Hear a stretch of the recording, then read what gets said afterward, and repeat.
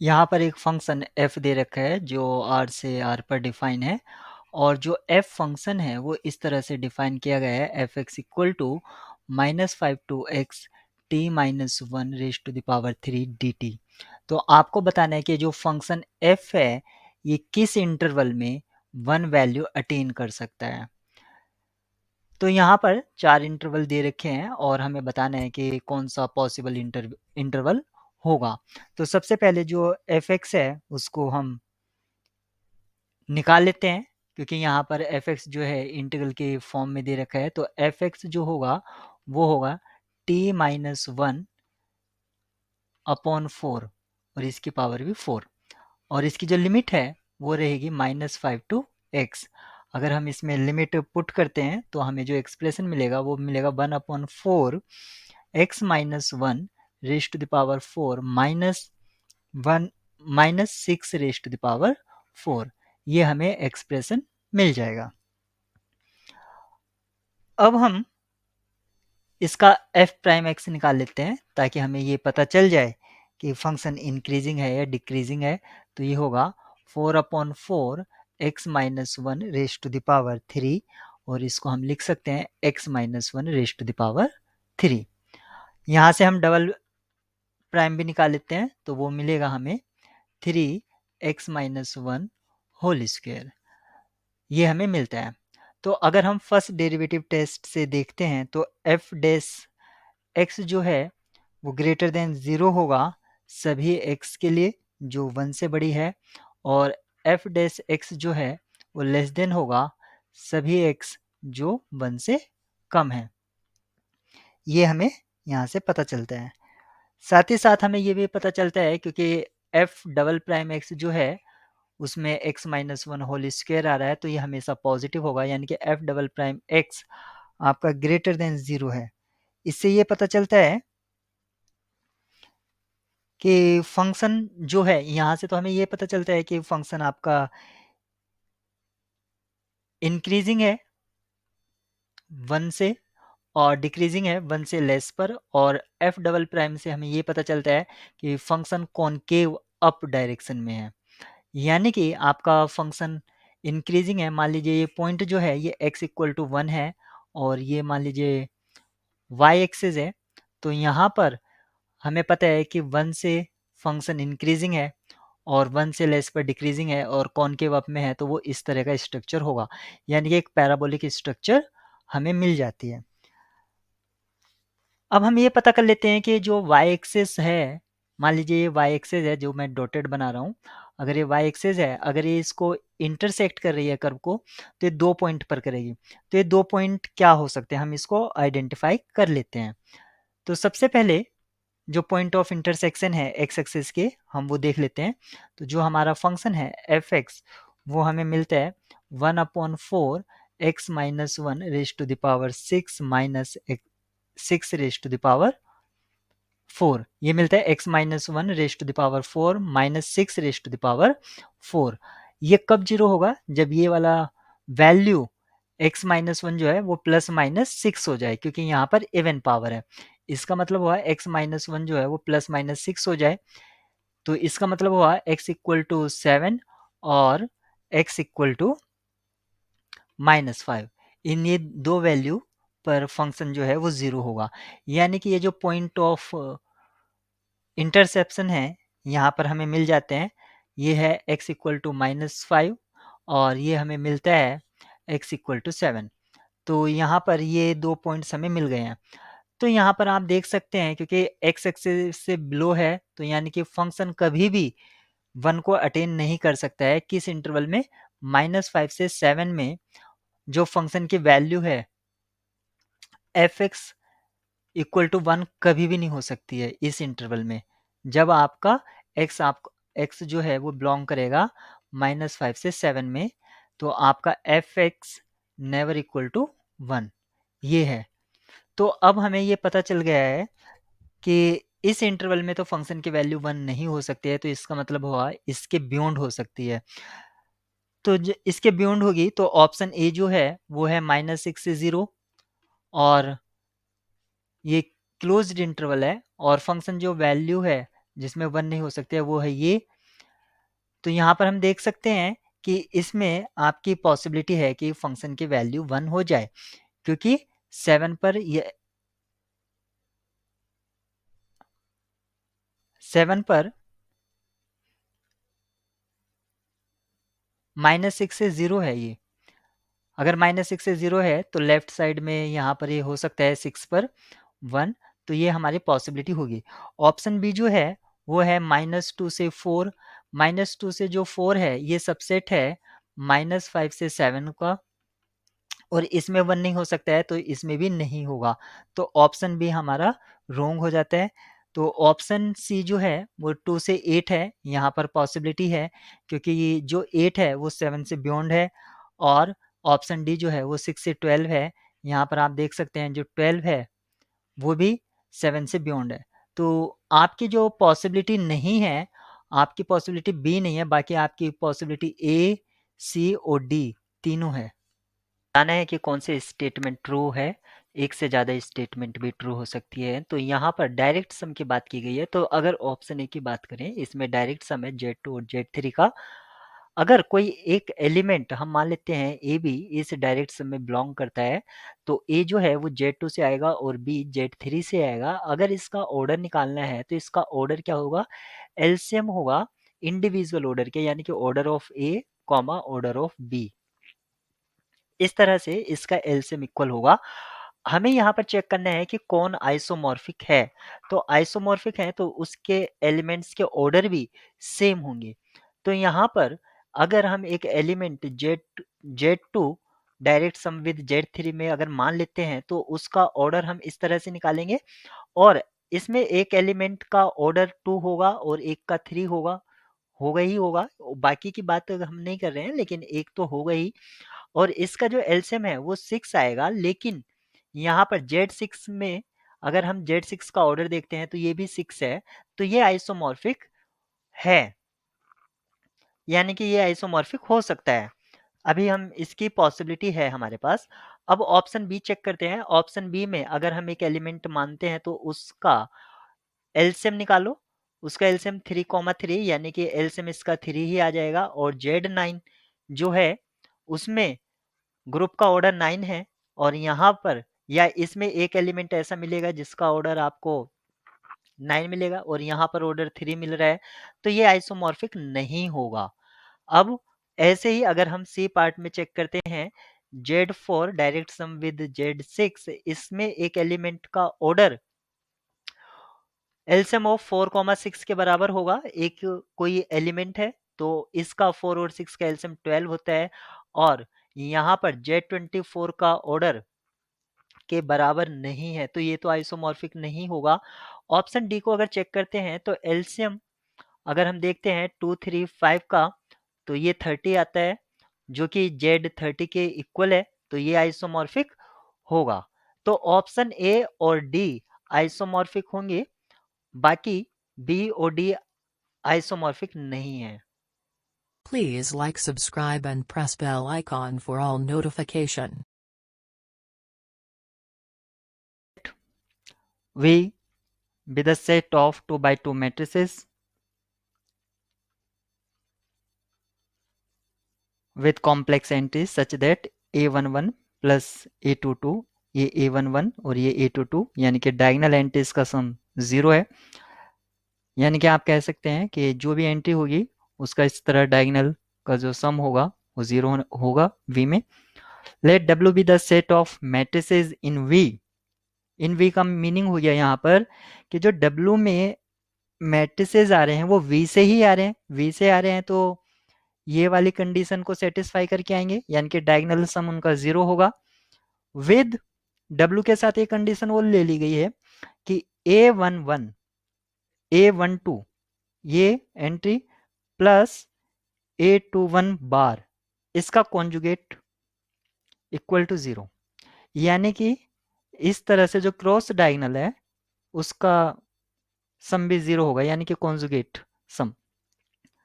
तो आपसे पूछा गया then under usual matrix addition and scalar multiplication which of the following is are true.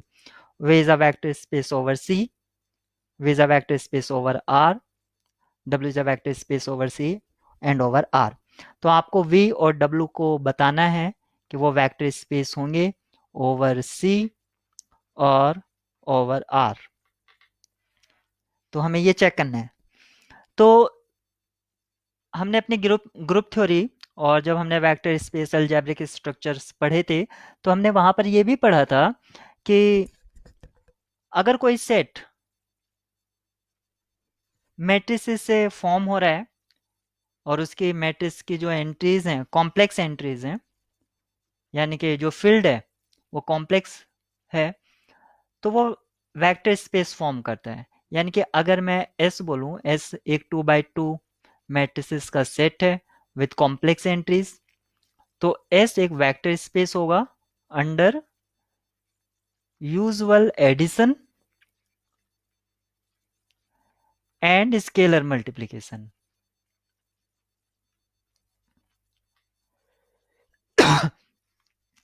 तो V जो है वो सबसेट हो गया इसका, और ये कंडीशन साथ में है। तो हमें चेक करना है कि V इसका सब स्पेस होगा या नहीं होगा। तो सब स्पेस टेस्ट लगा देंगे। तो 0 0 0 0 बिलोंग्स बी, क्योंकि इसका डायगोनल सम 0 है तो V में बिलोंग्स कर जाएगा। अब हमें देखना है लीनियर कॉम्बिनेशन, यानी कि अल्फा ए प्लस बीटा बी, ये V में बिलोंग्स करता है या नहीं करता है, ये चेक करना है। यहाँ पर अल्फा और बीटा मेरे स्केलर हैं, यानी कि फील्ड से आ रहे हैं। तो वो रियल फील्ड या कॉम्प्लेक्स फील्ड है वो बाद में जस्टिफाई कर लेंगे, पहले हम इसको ले लेते हैं। तो ए मैं कंसिडर कर लेता हूँ, A11, A12, A21, A22, ये मैट्रिक्स ए हो गया। इसका डायगोनल सम 0, यानी कि A11 plus A22 equal to 0, ये कंडीशन के साथ है। ऐसे मैट्रिक्स बी है, वो हो गया B11, B12, B21, B22, और इसकी भी कंडीशन क्या है, डायगोनल सम 0, यानी कि B11 plus B22 equal to 0। Linear combination यानी कि अल्फा टाइम्स ए, तो अल्फा अल्फा अल्फा सभी पर डिस्ट्रीब्यूट हो जाएगा। ऐसे ही बीटा टाइम्स बी, तो यहाँ पर बीटा सब पर डिस्ट्रीब्यूट हो जाएगा। और फिर हमें लेना है एडिशन, तो एडिशन का मीनिंग है करस्पॉन्डिंग एंट्रीज के साथ ऐड करेंगे।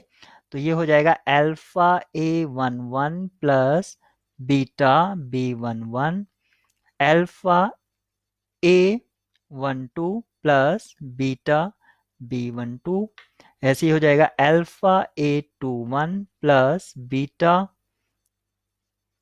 B21, alpha A22 plus beta B22। अब सिर्फ मुझे इतना सा चेक करना है कि ये जो डायगोनल पर एंट्रीज आई हैं इनका सम 0 है या नहीं।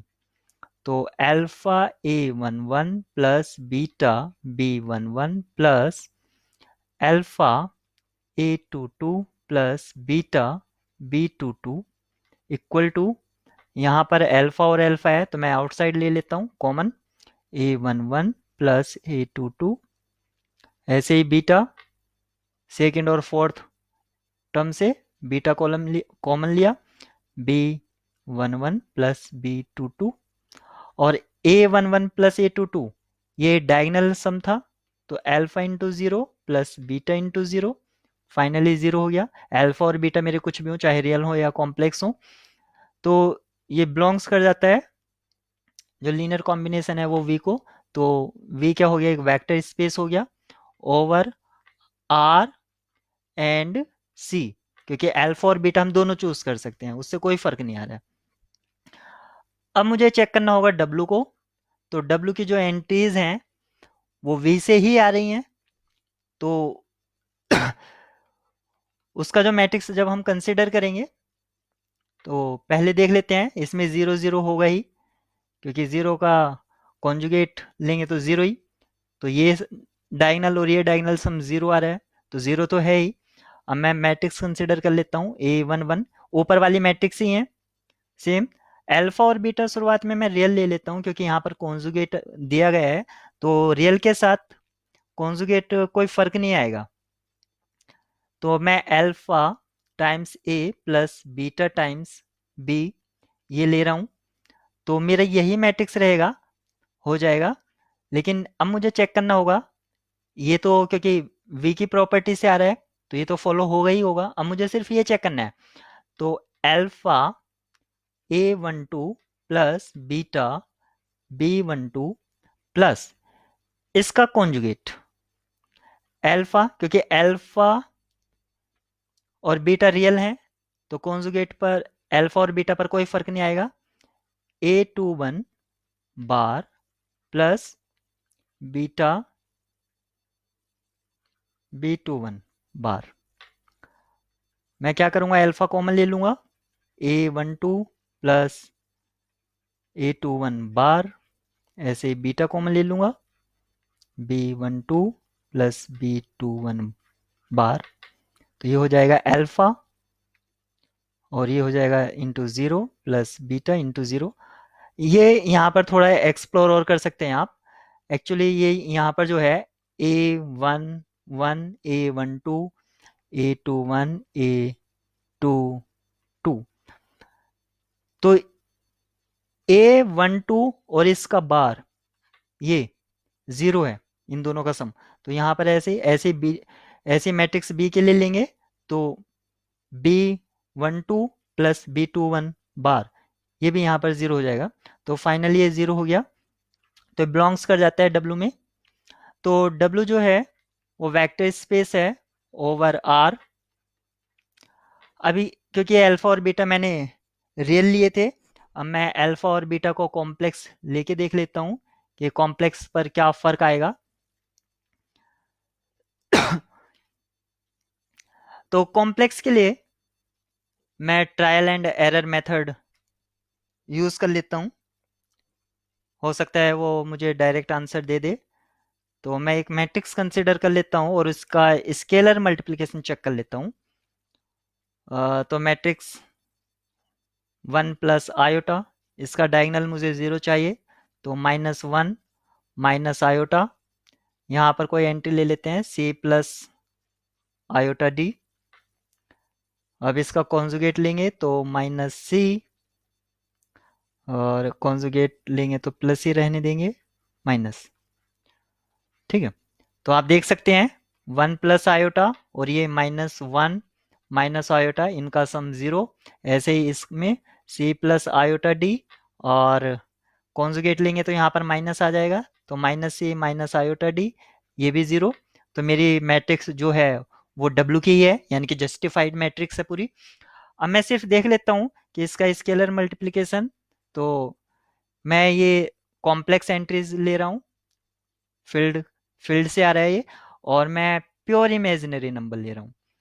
तो यहाँ पर इस एंट्री को मल्टीप्लाई कराएगा और ये जो एंट्री है वो इसकी जस्ट निगेटिव है, इसको भी कराएगा। तो यहाँ पर तो कोई फर्क नहीं आएगा, क्योंकि एक्चुअली में क्या है, -1 प्लस आयोटा उसी का निगेटिव है। तो यहाँ पर पॉजिटिव, यहाँ पर नेगेटिव, तो ये तो जस्टिफाइड है, इक्वल टू 0 आ जाएगा इसका डायगोनल सम। मुझे सिर्फ इसका चेक करना है। तो C प्लस आयोटा डी, इसको आयोटा से मल्टीप्लाई कराएंगे, plus iota -C plus iota D, इसका कॉन्जुगेट सम चेक करना है। तो ये हो जाएगा CI और आयोटा आयोटा आयोटा स्क्वायर, तो -D। यहाँ पर चेक करते हैं, तो ये हो जाएगा प्लस, तो माइनस आयोटा C, और ये हो जाएगा आयोटा स्क्वायर, तो ये -D,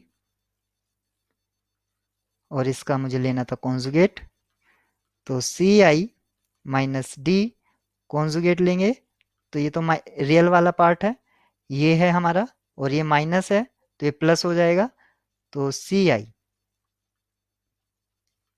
तो CI और CI 2CI माइनस के 2D। तो यहाँ पर आप देख सकते हैं ये 0 नहीं है, नॉट इक्वल टू 0। तो हमारा ये यहाँ पर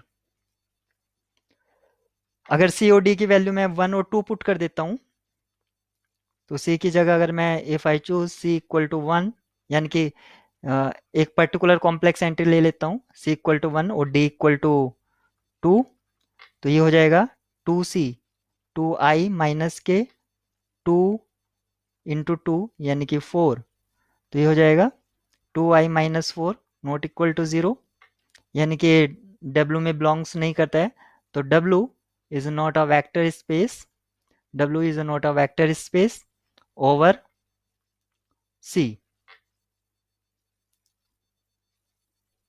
में एक इनिशियल वैल्यू प्रॉब्लम दे रखा है y prime equal to root y, और जो कंडीशन है y0 इक्वल्स टू एल्फा, जब alpha greater than equals to 0 है, तो आपको बताना है एटलीस्ट 2 सॉल्यूशन, यानी कि इसके कितने सॉल्यूशन एग्जिस्ट करेंगे एल्फा ग्रेटर देन 0 के लिए और इक्वल्स टू 0 के लिए। यहाँ पर सबसे पहले हम इसका जो डिफरेंशियल इक्वेशन है सॉल्यूशन फाइंड आउट करने की कोशिश करते हैं। dy upon dx equals to root y, variable separable method लगाता हूं मैं इसमें, तो मैं इसको लिख सकता हूं integration dy upon root y equals to dx, और इसको इंटीग्रेट करते हैं तो लेफ्ट हैंड साइड में हमें मिलेगा y raise to the power half, या आप इसको अंडर रूट y लिख दीजिए, अपॉन 1/2, और 1/2 को हम 2 ऊपर ले आए, और यहाँ से हमें मिलेगा x प्लस सी क्या है, इंटीग्रेशन कांस्टेंट ऑफ इंटीग्रेशन। यहाँ पर जो इनिशियल कंडीशन दे रखी है y0 इक्वल्स टू एल्फा, यहाँ पर हम यूज करते हैं, तो ये हो जाएगा 2 root alpha equals to 0 plus c, यानी कि हमें सी का वैल्यू भी मिल जाता है, और ये सी का वैल्यू हम यहाँ पर यूज करते हैं।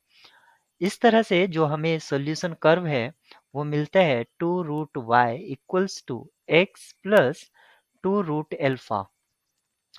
अब हमें यहाँ पर एल्फा पर दो तरह से कंडीशन दे रखी है, एक एल्फा ग्रेटर देन 0 और एक एल्फा इक्वल्स टू 0। तो सबसे पहले इक्वल्स टू 0 पर देख लेते हैं। जब एल्फा आपका 0 हो जाएगा तो हमें जो इक्वेशन है वो इस तरह से मिलेगी 2 root y equals to x, और इसके आपके कई सारे सॉल्यूशन एग्जिस्ट करते हैं क्योंकि ये क्वाड्रेटिक इक्वेशन है, आप यहाँ पर देख सकते हैं। यहाँ पर अगर मैं y की वैल्यू, आप जैसे कि मैं 16 पुट करता हूँ, y इक्वल्स टू 16, y सिर्फ पॉजिटिव वैल्यू टेक करेगा यहाँ पर, तो ये हो जाएगा 4 2 इज 8, यानी कि x का वैल्यू करस्पॉन्डिंग x का वैल्यू हमें मिलेगा 8। अगर मैं y का वैल्यू अगर 25 चूज करता हूँ तो हमें x का वैल्यू क्या मिलेगा 10। तो इस तरह से आप देख सकते हैं कि हमें डिफरेंट वैल्यूज, यानी कि और भी सॉल्यूशन मिल रहे हैं, डिफरेंट सॉल्यूशन मिल रहे हैं। अगर एल्फा इक्वल्स टू 0 है तो एटलीस्ट 2 सॉल्यूशन एग्जिस्ट कर रहे हैं, ये बात सही है। यूनिक सॉल्यूशन एग्जिस्ट नहीं कर रहा है, यानी कि अगर ऑप्शन ए सही है तो डी ऑटोमेटिक फॉल्स हो जाएगा। अब हम ग्रेटर देन कंडीशन के लिए चेक कर लेते हैं। अगर एल्फा ग्रेटर देन 0 है, तो अगर एल्फा ग्रेटर देन 0 है तो हम एल्फा को 1 पुट कर देते हैं, तो ये हमें फिर से सेम इक्वेशन मिल जाएगी। 2 रूट वाई सेम तो नहीं मिलेगी, x प्लस 2, और अगर मैं यहाँ पर y का वैल्यू अगर 16 पुट करता हूँ तो यहाँ से मुझे क्या वैल्यू x की मिलेगी, उसके करस्पॉन्ड यहाँ से 4 टू ज़ 8, और ये मिलेगा हमें 6। अगर मैं y का वैल्यू 25 पुट करता हूँ तो 10 10 में से 2 जाएंगे 8। इस तरह से हमें एटलीस्ट वन सॉल्यूशन तो मिल रहा है, यानी कि ऐसा तो नहीं है कि हमें कोई सॉल्यूशन ना मिले। ऑप्शन बी आपका रॉन्ग हो जाता है और ऑप्शन सी आपका ट्रू हो जाता है, यानी कि इसमें दो ऑप्शन ट्रू थे, ए और सी। यहाँ पर एक फंक्शन डिफाइन किया गया है एफ, जो R2 से R पर डिफाइन है, और यहाँ पर फंक्शन एफ के लिए जो कि एक्स वाई का फंक्शन है, यानी कि 2 वेरिएबल है, इस तरह से उसका स्ट्रक्चर दे रखा है। अगर डायरेक्शनल डेरिवेटिव ऑफ एफ, यानी कि D U F at the point 0 0, अगर जो पॉइंट है जिस यू की मैं बात कर रहा हूँ किस डायरेक्शन में, कोस एल्फा आई कैप प्लस साइन एल्फा जे कैप, यहाँ पर ये वेक्टर दे रखा है, और यहाँ पर दे रखा है साइन एल्फा 0 नहीं है, then the value of cot alpha. Cot alpha को अगर मैं लिखता हूं तो वो क्या होता है, कोस एल्फा अपॉन साइन एल्फा। क्योंकि हमसे कोट एल्फा की वैल्यू पूछी है तो यहाँ पर साइन एल्फा 0 नहीं होना चाहिए, जो कि कंडीशन में मेंशन कर रखा है।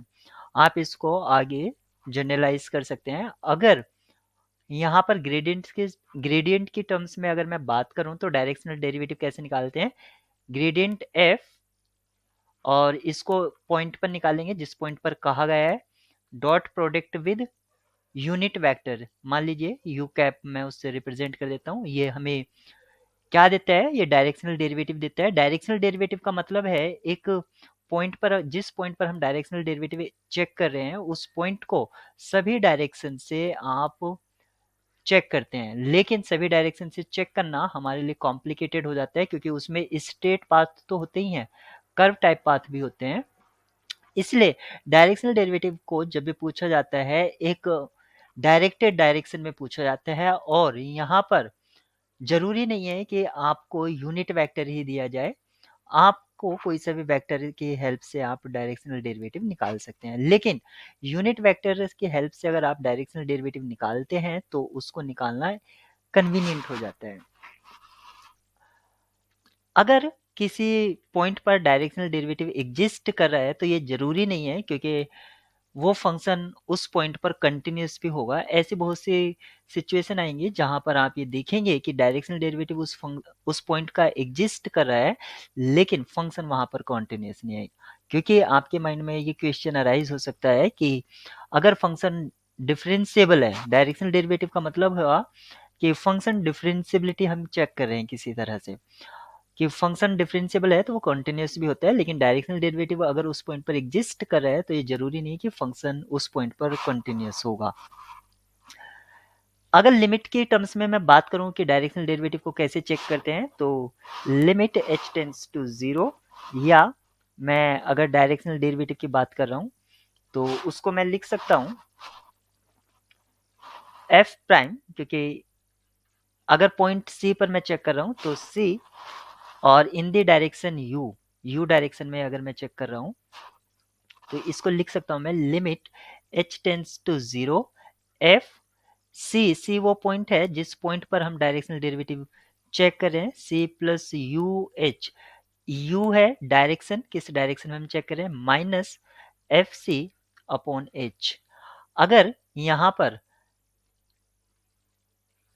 2D की बात की जाए तो c का जो c पॉइंट जो होगा वो ए बी से आप यहाँ पर चेक कर सकते हैं, जनरलाइज कर सकते हैं। जैसे कि ये हो जाएगा F A comma B plus U की जो कॉन्स्टिट्यूएंट्स हैं, जैसे u1 u2, ये कॉन्स्टिट्यूएंट्स हैं, उसको आप s से मल्टीप्लाई कराएंगे और फिर minus F C upon H. इस तरह इसको फर्दर जनरलाइज कर सकते हैं आप 2D में।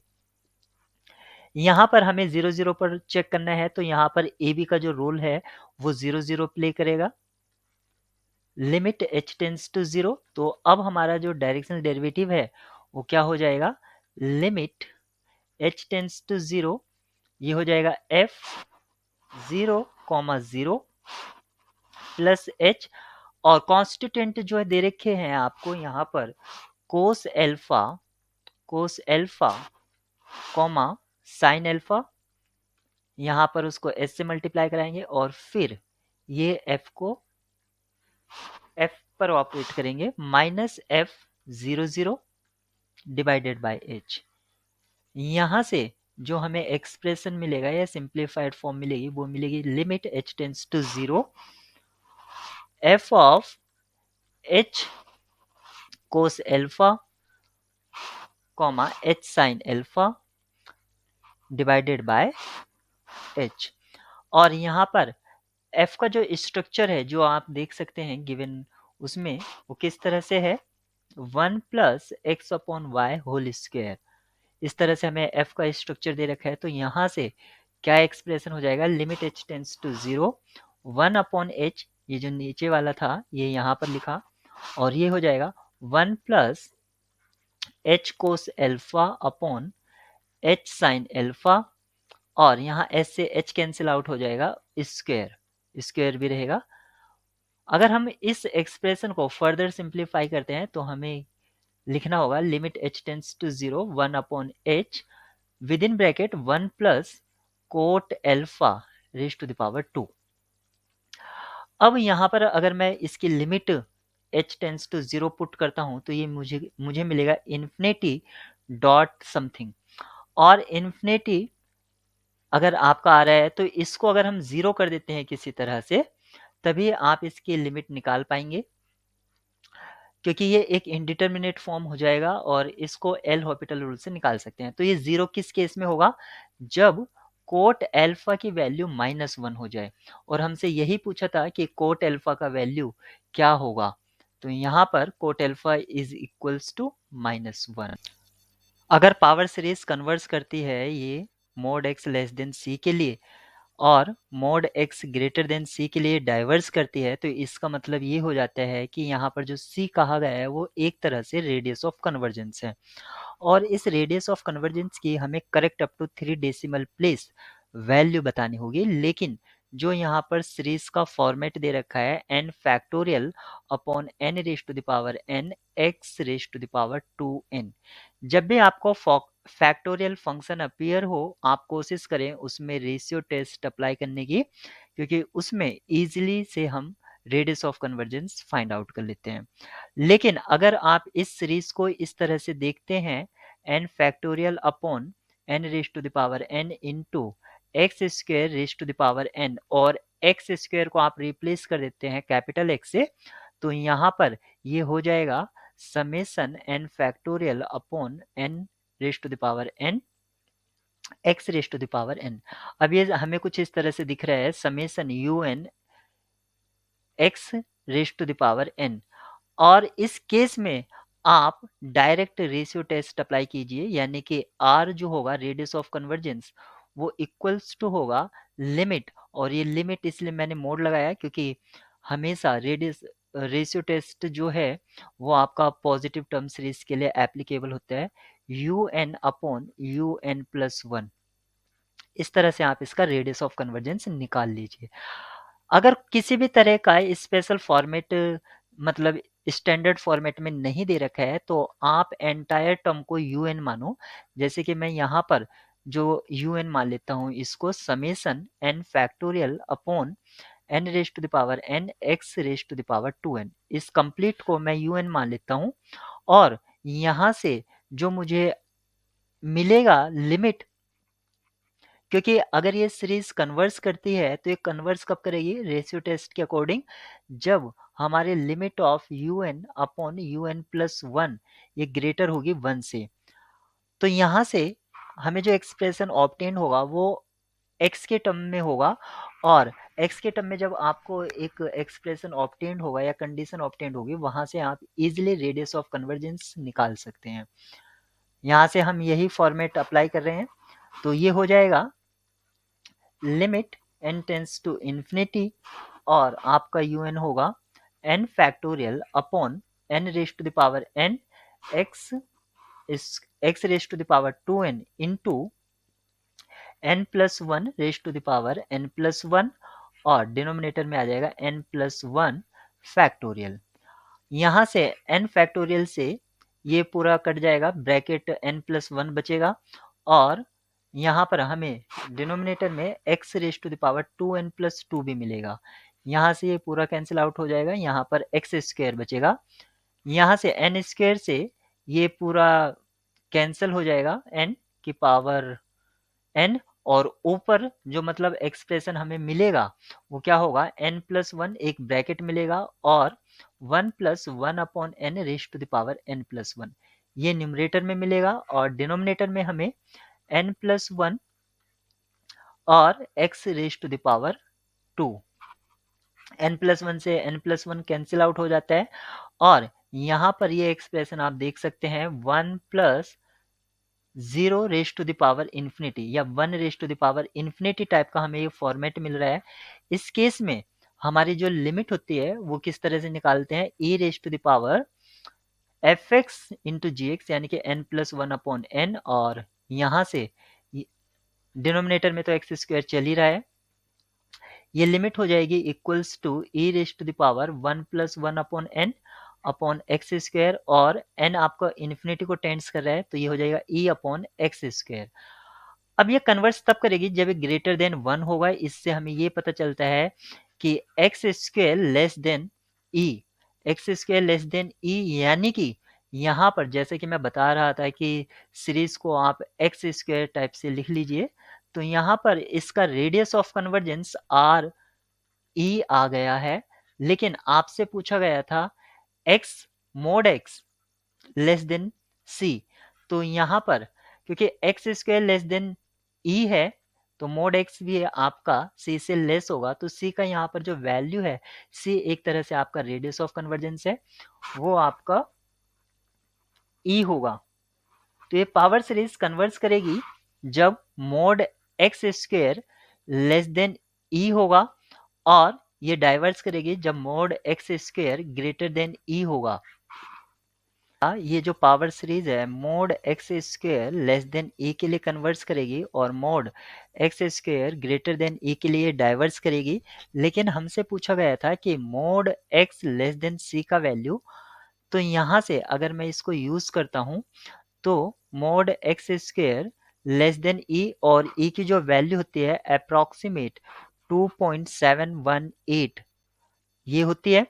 यहाँ से अगर मैं इसको mod x less than square root of, क्योंकि मोड फंक्शन है वो हमेशा पॉजिटिव वैल्यू देगा, तो आप स्क्वायर को आउटसाइड भी ले सकते हैं, तो mod x square is less than e, और मैं यहाँ से इसको लिख सकता हूँ mod x less than square root of e. और स्क्वायर रूट ऑफ ई इसका जो अप्रोक्सीमेट वैल्यू होगा, क्योंकि आपके पास इनबिल्ट कैलकुलेटर होगा उसमें आप डालेंगे तो अराउंड 1.64 के अराउंड आएगा, यानी कि ये सी का वैल्यू हो जाएगा, क्योंकि आपसे पूछा गया था मोड एक्स लेस देन सी, और यही आपका सी का रोल प्ले करेगा। यहाँ पर हमें 5 raise to the power 2015 congruent है ये n मोड 11 के, तो हमें यहाँ पर n का वैल्यू निकालना है, और n की जो पॉसिबल वैल्यू है वो आप यहाँ ब्रैकेट में देख सकते हैं। तो सबसे पहले अगर मैं यहाँ पर कॉन्ग्रुएंस से अप्लाई करता हूँ, तो सबसे पहले मैं 2015 को फैक्टराइज करा देता हूँ, तो ये होगा 5 इंटू 13 इंटू 31, और मैं जानता हूँ क्योंकि यहाँ पर बेस आपको 5 दे रखा है, तो सबसे पहले 5 रेज टू द पावर 5 मैं कैलकुलेट करता हूँ, वो मुझे क्या मिलेगा, वो मुझे मिलेगा 3125। और जब मैं इस पर मोड 11 अप्लाई करता हूँ, मोड 11, तो मुझे रिमाइंडर क्या मिलेगा 1, यानी कि 5 raise to the power 5 is congruent to 1 mod 11। इसको मैं इस तरह लिख सकता हूँ। और अगर मैं इसकी पावर 13 कर देता हूँ, क्योंकि एक फैक्टर यहाँ पर 13 भी है, आप यहाँ पर देख सकते हैं एक फैक्टर यहाँ पर 13 भी है, तो ये भी कॉन्ग्रुएंट होगा 1, यानी क्योंकि 1 की पावर 13 मोड 11, और इसका जो वैल्यू होगा वो हमें क्या मिलेगा 1 मोड 11। अब मैं यहाँ पर पावर 31 कर देता हूँ, तो 5 रेज टू द पावर 65 लिख देता हूँ मैं डायरेक्ट, 13 5 जा 65, और उसकी पावर 31 कर देता हूँ मैं, तो ये किसके कॉन्ग्रुएंट होगा 1 रेज टू द पावर 31 के मोड 11, और 1 की पावर कितने भी हो वो 1 ही रहता है, 1 मोड 11। तो यहाँ से आपको पता चल गया है कि 5 raise to the power 2015 is congruent to 1 mod 11। अब आपको यहाँ पर n का वैल्यू मिल गया है जो कि 1 है, और 1 इस सेट में आप यहाँ पर देख भी सकते हैं सेकंड वैल्यू है। में एक सेट दे रखा है जिसमें 3 एलिमेंट हैं, और वो जो सेट है लीनियरली डिपेंडेंट है, तो हमें बताना है कि x की वैल्यू क्या होगी। तो सबसे पहले मैं एलिमेंट्स लिख लेता हूँ, x माइनस 1 माइनस एक्स 0, ये पहला मैट्रिक्स है, दूसरा मैट्रिक्स है 0x माइनस 1x, और थर्ड मैट्रिक्स है 1 1 माइनस 1 0। इस तरह से 3 मैट्रिक्स हमें दे रखे हैं। अब आप यहाँ पर ध्यान दीजिए, इसकी जो लास्ट एंट्री है और यहाँ पर जो ज़ीरो एंट्री है वो यहाँ पर है, तो किसी भी तरह से ज़ीरो एंट्री अगर डिफरेंट डिफरेंट पोजीशन पर है, तो अगर हम एक को स्केल्ड करेंगे तो दूसरा उसका स्केलर मल्टीपल नहीं आएगा, तो ये तो एक दूसरे के मल्टीपल नहीं है। इसका मतलब क्या हुआ कि पहला और आखिर वाला मल्टीपल हो सकता है क्योंकि ज़ीरो सेम पोजीशन पर है।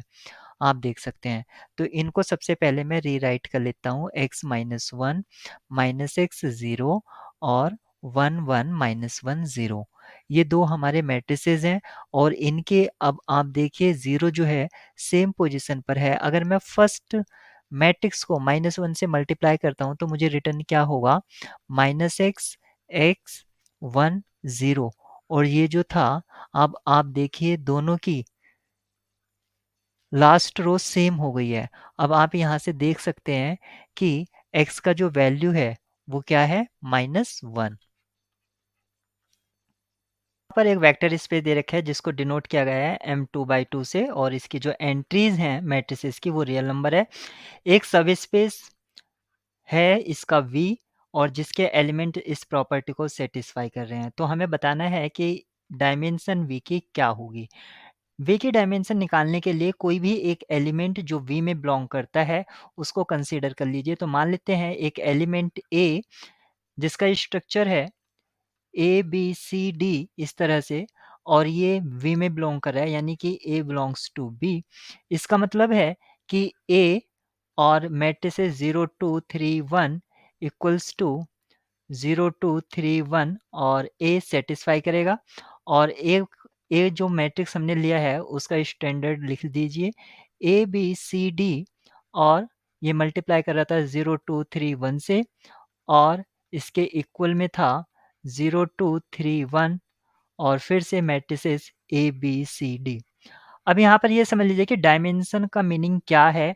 डायमेंशन का मीनिंग है कि अगर कोई भी एलिमेंट हम लेते हैं तो कितनी चॉइसेस पर हम फ्री हैं उस एलिमेंट को पिक करने के लिए। जैसे कि हमने यहाँ पर मैट्रिसेस ए लिया तो यहाँ पर ए बी सी डी जो कि रियल एंट्रीज हैं, तो हम कितने रियल एंट्रीज पर इंडिपेंडेंट हैं कोई भी वैल्यू पुट करने के लिए, हम वो वाली वैल्यू सीख करना चाहते हैं। तो यहाँ से अगर हम इसको मल्टीप्लाई कराते हैं मैट्रिक्स मल्टीप्लिकेशन से तो हमें क्या मिलता है, हमें मिलता है 3b 3d 2a plus B 2c plus D. Left hand side ये मिलेगी और राइट हैंड साइड मिलेगी 2c 2d 3a plus C और 3b प्लस डी। मैट इक्वेलिटी ऑफ मैट्रिसेस से हम यहाँ पर इसको इक्वेशन के फॉर्मेट में लिख सकते हैं, यानी कि 3b equals to 2c 2a plus B equals to 2d। लिख सकते हैं 3a plus C equals to 3d और 3b plus D equals to 2c plus D. इस तरह से हमने चार इक्वेशन में लिखा और सभी इक्वेशन को लेफ्ट हैंड साइड में ले आइए, यानी कि राइट हैंड साइड 0 बना दीजिए। होमोजीनियस सिस्टम में लिख सकते हैं। तो मैं लिख सकता हूँ 3b minus 2c equals to 0, 2a plus B minus 2d equals to 0 और 3a plus C minus 3d equals to 0, और लास्ट वन रिड्यूस होके इक्वेशन वन में आ जाएगी। तो यहाँ पर तीन इक्वेशन है और यहाँ पर ए बी सी डी ये चार अननोन है। तो हम यहाँ पर ये देखेंगे कि ए बी सी डी इनमें चारों में से कितने अननोन पर हम इंडिपेंडेंट हैं। तो हम इस होमोजेनियस सिस्टम को सॉल्व करेंगे। सॉल्व करने का मतलब है यहाँ पर हम एबीसी की वैल्यू फाइंड आउट करना चाहेंगे। तो हम इसको मैट्रिक्स नोटेशन में लिख लेते हैं। मैट्रिक्स नोटेशन होगा 0 2 3 0 2 3 और 3 1 0 माइनस 2 0 1 0 माइनस 2 माइनस 3।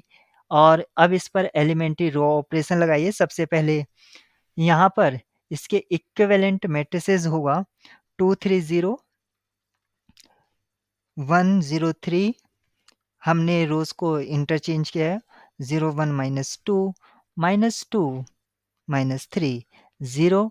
इसके इक्विवेलेंट मैट्रिक्स होगा 2 1 0, डिवाइड कर दिया है 1 0 3 0 1 अपॉन 3 माइनस 2 माइनस 1 0। मैं एलिमेंट्री रो ऑपरेशन लगाता जा रहा हूं ताकि एक सिंप्लीफाइड इक्विवेलेंट मैट्रिक्स मुझे मिल जाए।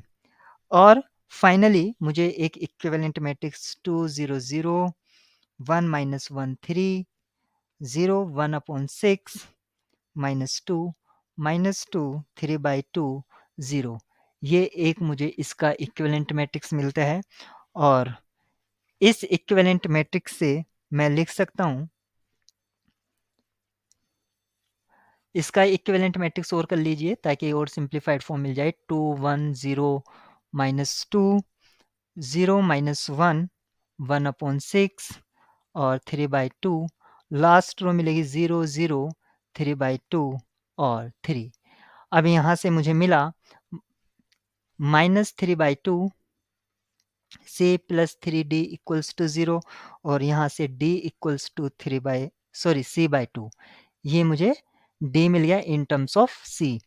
अब मैं दूसरी इक्वेशन को यूज कर सकता हूँ, -b + 1/6 c + 3/2 d equals to 0 और इसको मैं सिंप्लीफाई करके लिख सकता हूँ -12b + 2c + 9c equals to 0 और यहाँ से मुझे b का जो वैल्यू मिलता है वो मिलता है 11c/12। एक इक्वेशन और बची है, यानी कि फर्स्ट से मैं लिख सकता हूँ 2a + b - d equals to 0 और यहाँ से मैं c इक्वल्स टू -24a/5 ये लिख सकता हूँ। अब मेरे पास मैट्रिक्स का जो स्ट्रक्चर था ए बी सी डी, उसको मैं किस तरह से लिख सकता हूँ? उसको मैं लिख सकता हूँ, ए की जगह तो वही रहेगा, बी की जगह 11 c/12 आ जाएगा। सी का वैल्यू हम क्या लिखेंगे? -24a/5 यहाँ से आप देख सकते हैं और डी हम लिख सकते हैं c/2। अब ये जो मैट्रिक्स है आप यहाँ पर देख सकते हैं ए और सी एक तरह से अननोन है, तो यानी कि अगर इसकी वैल्यू मिल जाए तो हम कंप्लीट मैट्रिक्स को लिख सकते हैं, यानी कि डायमेंशन ऑफ वी 2 होगी। डिफाइन किया गया है जो आर स्क्वायर से आर पर डिफाइन है और उसका जो स्ट्रक्चर है वो इस तरह से डिफाइन है y/sin y, जब आपका y नॉन जीरो है और जीरो के लिए उसकी वैल्यू 1 हो जाती है। तो हमें इस डबल इंटीग्रल को फाइंड आउट करना है correct up to 3 decimal place. तो यहाँ पर आप देखिए, अगर मैं इसको फाइंड आउट करता हूँ 1/π² 0 to 1 और ये है sine inverse x/π/2 f of x, y। तो यहाँ पर अगर मैं इस इंटरवल में देखता हूँ साइन इनवर्स x से π/2 तो मुझे लेना होगा y/sin y, क्योंकि यहाँ पर आप देख सकते हैं y इसमें 0 नहीं है। y/sin y dy dx, अगर मैं इसको y के रेस्पेक्ट में इंटीग्रेट करता हूं तो न्यूमरेटर और डिनोमिनेटर में दो फंक्शन है। इस तरह से हमें कोई भी इंटीग्रेशन इजीली हम नहीं कर सकते हैं। अगर मैं इसका ऑर्डर ऑफ इंटीग्रेशन चेंज कर देता हूं तो ये मेरे लिए थोड़ा इजी हो जाएगा। तो सबसे पहले यहाँ पर रीजन ऑफ इंटीग्रेशन देख लेते हैं। तो y की जो लिमिट है वो है y equal to sine inverse x से π/2 और जो x की लिमिट है वो है 0 से 1। जो वेरिएबल लिमिट में प्रेजेंट होगा वो लिमिट होता है दूसरे की, यानी कि y equals to sine inverse x है। अब हम यहाँ से रीजन ऑफ इंटीग्रेशन प्लॉट करेंगे। तो ये है मेरा एक्स वाई एक्सेस और ये है मेरा साइन इनवर्स x का ग्राफ। यहाँ पर ये आप एसिम्पटोट समझ सकते हैं। ये है x इक्वल्स टू -1 और ये है x इक्वल्स टू 1 और ये जो ग्राफ है या कर्व है ये रिप्रेजेंट कर रहा है y equals to sine inverse x। यहाँ पर जो x की लिमिट है 0 से 1 दे रखी है। ये वाली लाइन हमारी π/2 से यहाँ पर ये -π/2 है। अब हमें न्यू लिमिट देखनी है। तो न्यू लिमिट देखने के लिए सबसे पहले मैं एक एक्स एक्सिस के पैरेलल स्ट्रिप कंसीडर कर लेता हूं जिसका लेंथ 0 से कर्व तक जा रहा है, यानी कि x की जो न्यू लिमिट्स होंगी वो 0 से, और x को आप रिप्रेजेंट करेंगे इन टर्म्स ऑफ y, यानी कि ये साइन y हो जाएगा, क्योंकि यहां से आप इसको यूज कर सकते हैं x equals to sine y। और जो y की लिमिट है, y की लिमिट कहां से कहां तक है? y की लिमिट रहेगी आपकी 0 से π/2। आपको x और y की न्यू लिमिट्स मिल गई हैं, अब उसको पुट कीजिए। तो यहाँ पर 1/π² सेम रहा और यहाँ पर y की कांस्टेंट लिमिट है 0 से π/2 और x की न्यू लिमिट है 0 से sin y और हमारा जो इंटीग्रेंड फंक्शन था वो था y/sin y dx dy।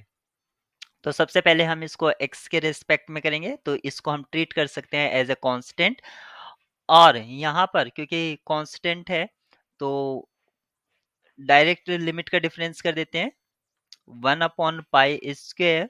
ये रहेगा 0 से π/2 और हो जाएगा ये y/sin y और लिमिट का डिफरेंस हो जाएगा sin y -0 यानी कि sin y ही। अब ये इससे कैंसिल आउट हो जाएगा और इसको इंटीग्रेट करेंगे y के रेस्पेक्ट में। y के रेस्पेक्ट में जब हम इंटीग्रेट करेंगे 1/π² सेम रहेगा y²/2 और लिमिट रहेगी 0 से π/2। अगर हम लिमिट रखते हैं तो हमें क्या एक्सप्रेशन मिलता है 1/π² इंटू π²/4 इंटू 2। ये 2 रहा ये वाला जो कि डिनोमिनेटर में था। यहाँ से π² कैंसिल आउट हो गया है। हमें जो एक्सप्रेशन मिलता है वो मिलता है 1/8 और 1/8 का वैल्यू डेसिमल में हम लिख सकते हैं 0.125। इस डबल इंटीग्रल का अब हमें वैल्यू मिल गया है 0.125। कोफिशिएंट निकालना है x माइनस π/4 क्यूब का टेलर सीरीज एक्सपेंशन में। अगर कोई फंक्शन हमें दे रखा है तो किसी पॉइंट के अराउंड टेलर सीरीज एक्सपेंशन कैसे लिखते हैं तो आप ये जानते ही हैं, लेकिन हमें यहाँ पर पॉइंट दे रखा है π/4। अगर मैं π/4 के अराउंड टेलर सीरीज एक्सपेंशन लिखता हूँ तो मैं उसको कैसे लिखूंगा f(x) equals to f π/4 plus f dash π/4 with in bracket x minus π/4 upon factorial 1 plus f prime π/4 into x minus π/4 square upon factorial 2। इसी तरह ये आगे बढ़ेगा। तो यहाँ पर हमसे पूछा गया था x माइनस π/4 क्यूब का कॉफिशिएंट, तो यहाँ पर इसका जो कॉफिशिएंट होगा वो क्या होगा आप यहाँ पर देख सकते हैं f प्राइम π/4 अपॉन 3 फैक्टोरियल। तो हमें f ट्रिपल प्राइम निकालना होगा और उसमें π/4 की वैल्यू पुट करना होगा। यहाँ पर जो फंक्शन दे रखा है f(x) equals to 3 sin x cos x plus π/4, यहाँ पर ये फंक्शन दे रखा है। एक साइन फंक्शन है और कोस फंक्शन, दो अलग ट्रिग्नोमेट्रिक फंक्शन दे रखे हैं। तो हम कोशिश करते हैं इसको एक ही फंक्शन बनाने की। तो मैं क्या करता हूँ 3/2 into 2 sine x into cos x plus π/4। इससे क्या होगा मैं यहाँ पर 2 sin a कोस b का फॉर्मूला अप्लाई कर सकता हूँ और अगर मैं इस फॉर्मूले को अप्लाई करता हूँ तो मैं इसको लिख सकता हूँ 3/2 साइन a प्लस बी यानी कि हो जाएगा 2x प्लस π/4 और plus sine a minus B और a माइनस बी से हो जाएगा माइनस π/4। आप जानते हैं कि sine minus theta minus sine theta होता है, उसको भी यूज करेंगे 3/2 साइन 2x प्लस π/4 और ये हो जाएगा माइनस साइन π/4, उसका वैल्यू होगा 1/√2। अब यहाँ पर हमें f(x) की वैल्यू मिल गई है। अब हम यहाँ से आने वाले डेरिवेटिव्स की वैल्यू निकालेंगे, यानी कि f प्राइम x का वैल्यू जो होगा वो क्या होगा, वो हो जाएगा 3/2 इंटू 2 कोस 2x प्लस π/4, क्योंकि साइन का जो डेरिवेटिव होगा वो कोस होगा और फिर जो इसका आर्ग्यूमेंट है इसका करेंगे तो 2 आ जाएगा, ये 2 से 2 कैंसिल आउट हो जाएगा। तो हमें मिला 3 कोस 2x प्लस π/4। अब यहाँ से इसका डबल प्राइम निकालेंगे, f डबल प्राइम x क्या हो जाएगा, ये हो जाएगा -6 साइन 2x प्लस π/4 और यहाँ से अगर मैं ट्रिपल प्राइम x निकालता हूँ तो वो क्या हो जाएगा, वो हो जाएगा -12 कोस 2x प्लस π/4। अब हमें ट्रिपल प्राइम की वैल्यू मिल गई है, लेकिन हमें तो चाहिए था ट्रिपल प्राइम पाई बाई 4 का वैल्यू, तो वो हम निकाल लेते हैं। F triple prime pi by 4, इसकी जो वैल्यू होगी क्या होगी, -12 cos pi by 2 plus pi by 4 और cos 90 plus theta. Cos 90 plus theta आपका होगा minus sine theta, minus minus plus में हो जाएंगे, ये 12 साइन पाई बाई 4 और साइन पाई बाई 4 का वैल्यू √1/√2, यानी कि 12/√2 यहाँ पर ये आ गया है। लेकिन हमें तो चाहिए था coefficient of x minus pi by 4 cube का, जो कि कॉफिशिएंट क्या था, F triple prime pi by 4 upon factorial 3।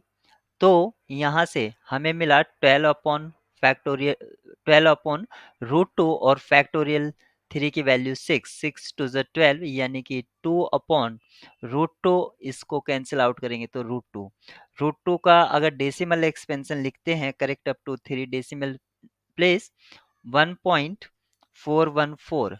तो आपसे जो पूछा गया था कि इसका कॉफिशिएंट क्या होगा, तो ये हो जाएगा 1.414।